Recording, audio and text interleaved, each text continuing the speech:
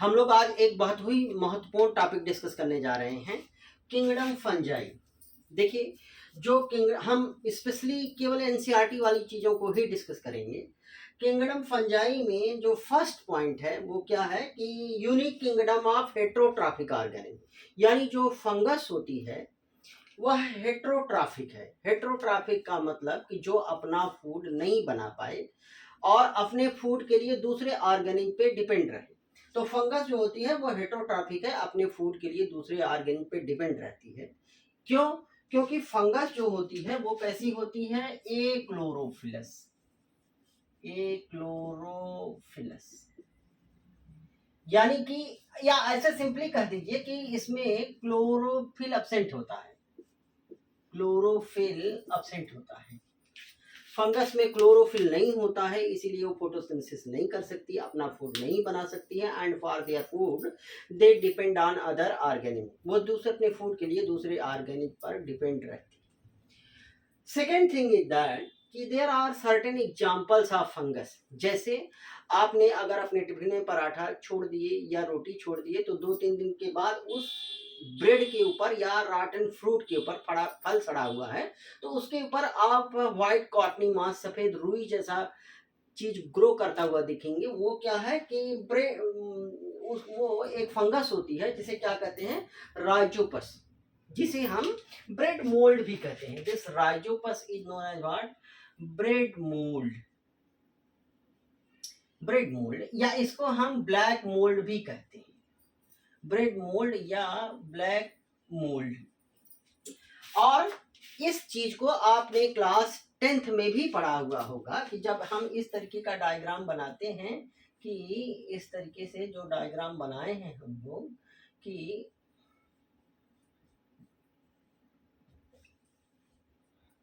ये क्या है कि this is the Rhizopus fungus. Rhizopus जो ब्रेड मोल्ड कही जाती है।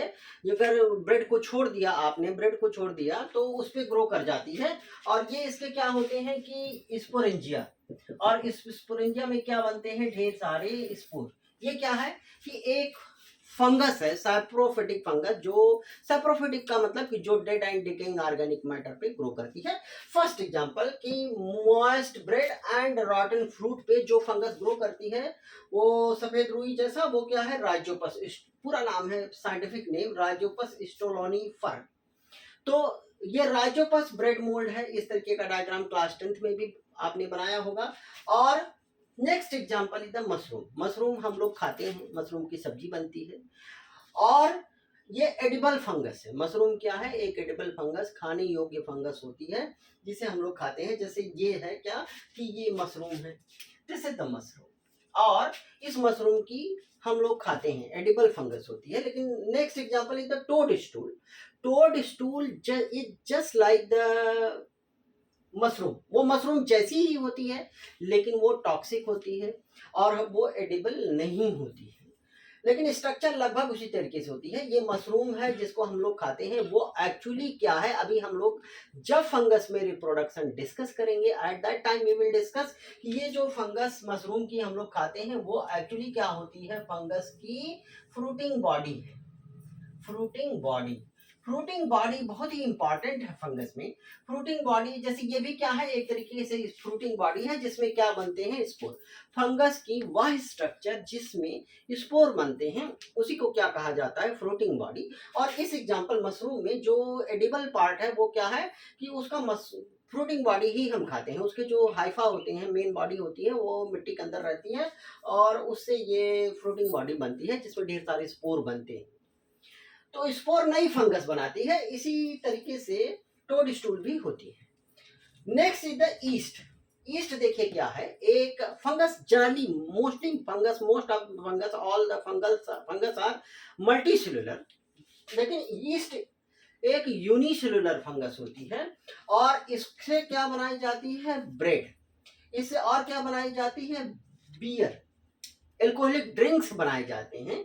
ब्रेड बनाई जाती है, इसी कारण इसको बेकर्स ईस्ट कहते हैं। और इससे बियर बनाई जाती है, इसी कारण इसको ब्रीवर्स ईस्ट भी कहते हैं। इसका नाम है सैक्रोमाइसीज सेरेविसेई।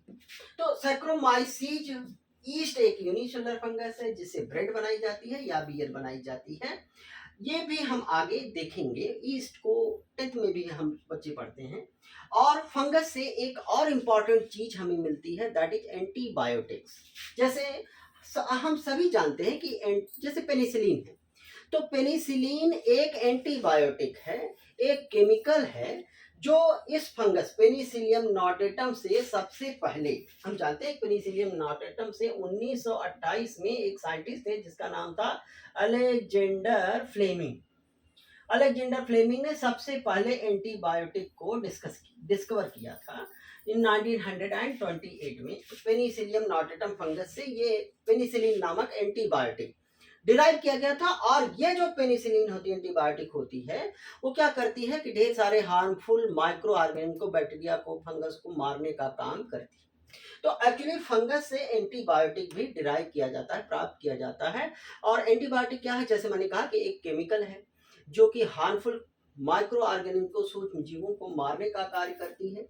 और इस फर्स्ट एंटीबायोटिक को हमने कहाँ से डिराइव किया था, खोजी गई थी, पेनिसिलिन फर्स्ट एंटीबायोटिक है जिसको पेनिसिलियम नोटेटम फंगस से अलेक्जेंडर फ्लेमिंग ने खोजा था। और इस पेनिसिलिन का उपयोग जैसे सेकेंड वर्ल्ड वॉर के दौरान यूएसए के सोल्जर्स को ट्रीट करने में भी इसका बड़े पैमाने पर उपयोग हुआ था, अथवा इन्फेक्शन से वो ढेर सारे जो सोल्जर थे वो मर जा रहे। तो that is the antibiotic derived from the fungus. ये जो जैसे ये जैसे मस्टर्ड लीफ, ये मस्टर्ड सरसों की पत्ती है, और इस सरसों की पत्ती पे सफेद जैसे चाक लगा दीजिए तो उसका स्पॉट पड़ जाता है। उसी तरीके से मस्टर्ड लीफ पे व्हाइट पाउडरी मास पाया जाता है, व्हाइट स्पॉट्स पाए जाते हैं, कि इसको क्या कहते हैं कि व्हाइट रस्ट ऑफ क्रूसीफर। इस रोग को क्या कहते हैं, this is known as white rust of crucifer. यानी क्रूसीफेरी फैमिली के ढेर सारे पौधों पे इस तरीके की बीमारी होती है। और इसको काज कौन करता है, एक फंगस जिसका नाम है एल्ब्यूगो कैंडिडा। तो जो मस्टर्ड लीफ पे सफेद स्पॉट पड़ते हैं वो भी एक फंगस के कारण होते हैं। And black rust of wheat, यानी कि जो गेहूं की बाली होती है, टिलर्स होते हैं जिसमें सीड्स लगते हैं, कभी कभी वो एकदम ब्लैक कलर के हो जाते हैं और उसमें फिर सीड्स नहीं बन पाते हैं, वो एक फंगस के कारण होती है जिसका नाम है पैक्सीन। तो ये तो है, these are the different examples of the fungus. हम लोगों ने, सभी लोगों ने ये सब चीजें देखी होंगी। और next important thing which we are going to discuss, that is the habitat, यानी फंगस कहाँ पाई जाती है। तो one word is there in bio, cosmopolitan, यानी फंगस जो होती है वो कॉस्मोपॉलिटन होती है, हर जगह पाई जाती है। वो एयर में भी पाई जाती है, पानी वाटर में भी पाई जाती है, सॉइल में भी पाई जाती है, and on plant and animal, plant और एनिमल के ऊपर पैरासाइट के रूप में भी फंगस रहती है। लेकिन मोस्टली फंगस कहाँ ग्रो करती है कि on the warm and humid places. Generally देखिए, हम खाने को, जो खाना बचता है तो उसको कहाँ रख देते हैं, रेफ्रिजरेटर में रखते हैं, फ्रिज में रख दिया जाता है ताकि वो खाना खराब ना हो, उस पर हार्मफुल फंगस और बैक्टीरिया ग्रो करके उस खाने को स्पॉइल ना कर दें, खराब ना कर दें, इसीलिए हम उसको फ्रिज में रखते हैं। और एक और चीज देखते हैं कि जो बॉडी होती है फंगस की वो कैसी होती है। देखिए, ईस्ट एक यूनिसेलुलर फंगस होती है, वो एक एक्सेप्शनल केस है। With the exception of east, fungus की बॉडी कैसी होती है कि फंगस फिलामेंटस। फिलामेंटस का मतलब क्या कि लॉन्ग, जो धागे जैसी, long cylinder thread like structure.